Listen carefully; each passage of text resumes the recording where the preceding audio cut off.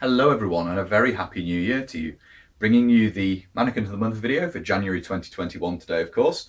As is usual, the topic for this video was picked via poll over on Patreon, and I'm quite pleased with what's turned up because it fits in, at least geographically, with some of the bits we've been looking at recently. The Sultan of Oman's Armed Forces smock we looked at, some of the bits and pieces that arrived in that regard.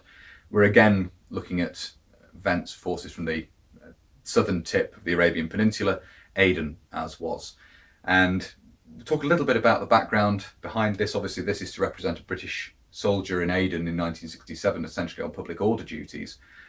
What had been going on in the protected states that surrounded Aden and Aden itself during the 1960s is very interesting. You had Aden, the colony itself, and then surrounding this, a lot of little protected states. Quite a strange situation, but that's what existed on the ground at the time.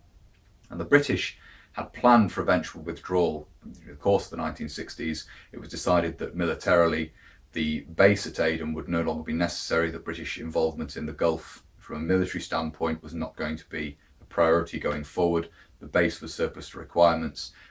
Britain was essentially going to pull out of the region and no longer run this colony. And it was decided that the best course of action was to form a federation, including the port and the colony itself, with these various small protected states, and to create the Federation of South Arabia. At the same time, there was essentially a growing rebellion within the protectorates that had started in the early 1960s and grew through the mid-1960s. And then there was unrest which flared up in Aden itself. So you have two organisations. You have the NLF, which, as is typical, stands for the National Liberation Front, and then you have the Monty Python-esque Flossie, which stands for the Front for the Liberation of Occupied South Yemen. And these two organisations were both obviously pro-independence. They were both nationalist movements. The NLF had something of a Marxist character to it, politically speaking. And they were both vying to control things once independence came. And so they were not only fighting each other, they were also fighting the British forces because they had to be seen to be driving Britain out, and they would lose legitimacy if they weren't seen to be doing so. So again, if they talked to Britain about eventual independence and the handover of government and so forth, again, it would not have looked very good for them. So there was no real dialogue at the time, or very limited dialogue. It was quite a violent escalation of events, with Britain essentially pulling back from the protected states and then eventually beating a rather hasty withdrawal from Aden itself at the end of 1967. The Mannequin itself represents a soldier a little earlier in 1967. Britain would leave at the end of 1967, essentially. So this is relatively early in 1967, with a British soldier on public order duties.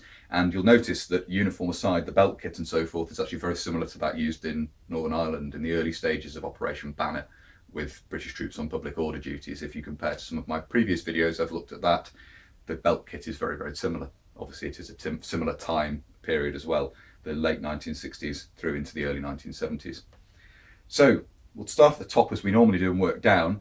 A slightly odd feature here is the respirator perched up on top of the Mannequin, obviously the light anti-gas respirator.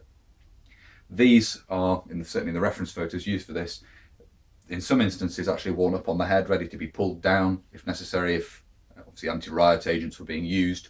So worn up here with the helmet then slung on the back of the neck, which could, obviously the respirator could be pulled down and the helmet could be pulled on if needed. So that's what I've tried to replicate on the Mannequin here. Obviously without having a head, it looks a little odd, but that's the idea here. Do use a little bit of imagination with that.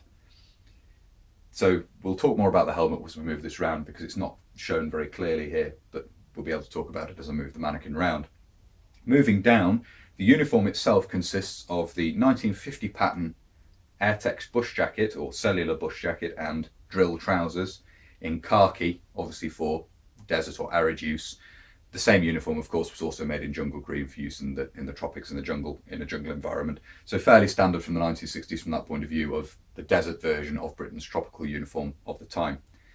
So we have the bush jacket here, worn tucked in as a shirt. As you can see, this one has actually had the belt removed from it, and it's been slightly modified at the waist to allow it to be more comfortably worn tucked in, although it does have the pockets, the lower pockets are still there. But it was quite common for British troops to wear these tucked in.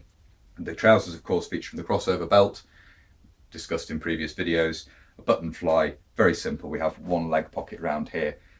Fairly simple design with this peculiar double strap waist fastening, which was typical of British tropical clothing at this time. The web equipment, of course, is a stripped down version of the 1958 pattern, which was the standard issue British web equipment at this time. We have at the front here the waist belt, you can see, quite typical of Aden, and as I was saying, the early stages of British involvement in Northern Ireland, is a shell dressing taped to the front of the belt, or sometimes to the back of the belt or the side of the belt. That was essentially individual preference. You see it in all sorts of places in period photographs, but taped onto the belt anyway. And then on the left hip here, we have the left-hand ammunition pouch. This is a second issue example, still fairly shallow, hangs vertically on the belt rather than having the angled hooks, but it's had the stiffening removed from the side of the lids there. It would be typical at this time period to see second issue 1958 pattern. You still see first issue, and you see some of the third issue pouches coming into use around this time as well. That's the front of the mannequin. We'll move this round and have a look at the left-hand side. Looking at the left-hand side of the mannequin here, you can see the sleeves are worn rolled up, very typical of the time.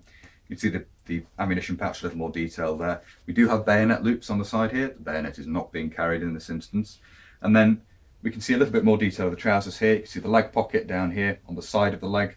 And then we have one of the rear pockets here on the rear hip, as you can see there. Also, looking at the back here, you can see the side profile of the Respirator haversack, which has been clipped to the back of the belt. And then up on the back here, hung around the neck, you can see the Mark IV steel helmet in a desert paint finish. Essentially, the same paint would be used on vehicles and so forth at this time in desert environments. So you have that there with a sand coloured or khaki coloured paint finish on it. So that's the left-hand side of the mannequin. We'll move this round now and have a look at the back. Looking at the back of the mannequin here, we can again see the Mark IV steel helmet, and you can see that in a matte sand coloured paint finish there. We then have the Respirator haversack on the back of the belt. As I say, this is a fairly standard light anti-gas respirator of Second World War manufacture in this instance. And rather than removing the shoulder strap, this is actually removable and can be stowed inside the haversack. So in the photographs I was looking at, troops had not bothered doing this, so it's just wrapped around the body of the Respirator haversack and sort of tucked through itself to keep it relatively out of the way there. Then round on the hip, which we'll have a look at in a little more detail in just a moment, we have the water bottle pouch. So a very light belt kit, ammunition, respirator, water, and the shell dressing essentially. Looking at the right hand side of the mannequin here, we can see the water bottle carried on the hip. This is a first issue water bottle pouch with the twist lock on the flap, as you can see there. A very tight fit for the water bottle and cup in this. So there we are. I hope you found it interesting looking at this. As I say, the topic, as usual, chosen via poll over on Patreon. Thank you guys for involving yourselves over there and voting on what we're going to have a look at. I've really enjoyed talking about this one. The campaign in the RADFAN, in the protected states and in Aden itself is a fascinating one. In the 1960s, I certainly find it very, very interesting indeed. And the kit and so forth used at the time is interesting as well. So I've enjoyed talking about this. Thank you for picking this topic. If you'd like to see more from the channel in this manner, if you'd like to see the Mannequin of the Month each month, please do consider subscribing to the channel if you haven't already. And whether you're newly subscribing or you've previously subscribed, please do make sure you hit the little bell, little notification button down below, which will of course alert you when I upload future videos. If you really like my uploads and you'd like the opportunity to vote on Mannequin of the Month each month, please do consider supporting the channel over on Patreon. There is a PayPal link down below as well. So thank you very much to everybody who supports the channel using either of those methods. It's greatly appreciated, as I always say. If you'd like to follow the channel on social media, where there will be more photographs of this, Facebook, Instagram and Twitter are all linked down below. If you'd like to get in contact but you don't really use social media, there is of course an email address down there as well. But that's everything for this video, so until next time, bye for now.